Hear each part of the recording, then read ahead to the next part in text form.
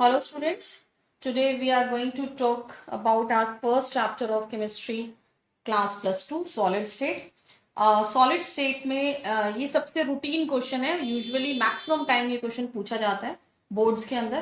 Parameters of unit cell. As we know के solid जो है वो यूनिट सेल को फॉलो करता है, या बेसिक जो कॉन्स्टिट्यूएंट है किसी भी सॉलिड का उसको हम यूनिट सेल बोलते हैं, which is a cubical geometry और you can say cube like geometry follow करता है.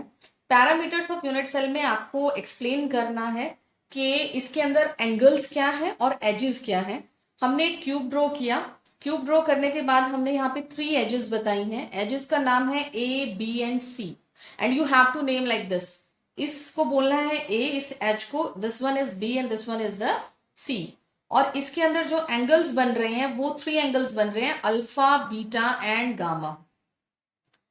This question can be asked as a characteristics of unit cell. Okay, जब आपसे क्वेश्चन पूछा जाए तो आपको एक क्यूब ड्रॉ करना है, उसके 3 एजेस बनाने हैं ए, बी एंड सी, और 3 ही एंगल्स बनेंगे, अल्फा, बीटा एंड गामा. तो आपको आगे एक्सप्लेन करना है कि जो अल्फा है it is the angle between B and C. B और सी के बीच में जो एंगल बन रहा है उसे हमने अल्फा बोला है. बीटा जो एंगल है वो ए और सी के बीच में बन रहा है, जबकि जो गामा एंगल है वो ए और बी के बीच में बन रहा है. तो alpha, beta, gamma are the 3 angles which are formed by the 3 edges, और एजेस क्या है, A, B and C. Now the next topic is that हमने यहाँ पे डिस्कस करना है what are the types of the unit cell. Unit cell को अगर हमें ब्रॉडली क्लासिफाई करना पड़ता है तो हम उसको 2 टाइप्स में बांट देते हैं. प्रिमिटिव यूनिट सेल, जिसे ओल्ड यूनिट सेल भी बोलते हैं. Second one is the centred unit cell. Centred unit cell के अंडर आप बीसीसी, एफसीसी पढ़ते हो. तो प्रिमिटिव यूनिट सेल क्या है? प्रिमिटिव यूनिट सेल बेसिकली एक क्यूब की बेसिक ज्योमेट्री को फॉलो करता है. मींस के जो कॉन्स्टिट्यूएंट पार्टिकल्स हैं या एटम्स हैं वो 8 एटम्स प्रेजेंट होंगे at the 8 corners of the cube.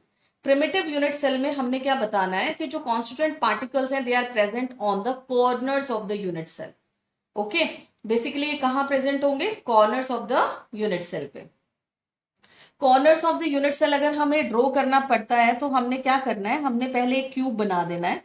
ठीक है, क्यूब बनाने के बाद हमें मालूम है कि क्यूब के अंदर कितने कॉर्नर्स होते हैं?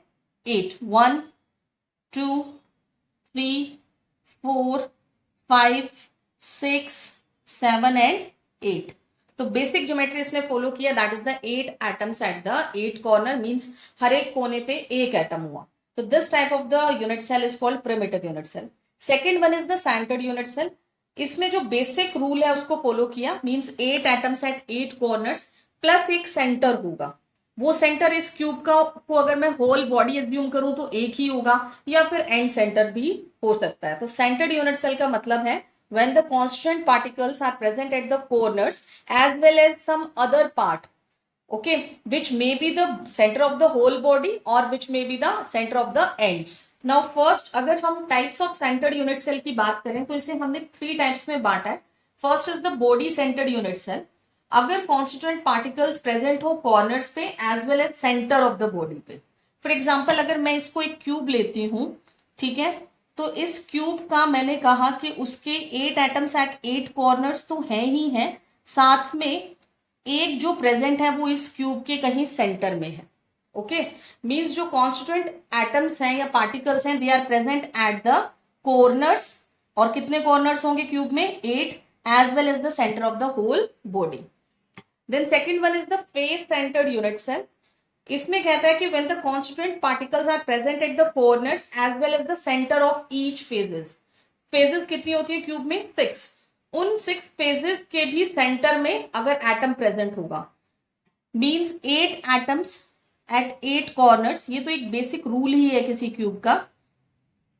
1, 2, 3, 4, 5, 6, 7 and 8 means 8 atoms at 8 corners plus अगर ये एक फेज हम एज्यूम करते हैं तो इसके किसी एक सेंटर पे, अगर हम ये एक फेज लेके चलते हैं तो यहां पे कोई सेंटर पे एटम प्रेजेंट होगा. तो means 8 atoms at 8 corners as well as the centre of the each face. और टोटल फेजेस कितनी है क्यूब के अंदर? टोटल फेजेस होती है क्यूब में 6.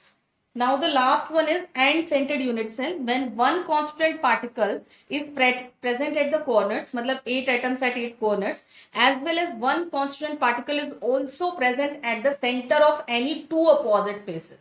यानी कि टू अपोजिट फेजेस जो होती हैं वो हमेशा एंड्स बनाती हैं, तो उन दोनों अपोजिट फेजेस के सेंटर पे जो प्रेजेंट होगा constant particle as well as 8 atoms at 8 corners होंगे, तो हम उसे बोलेंगे end centred unit cell. I hope आपको ये टॉपिक क्लियर हो गया हो। फिर भी अगर किसी को कोई डाउट होता है तो यू कैन आस्क मी।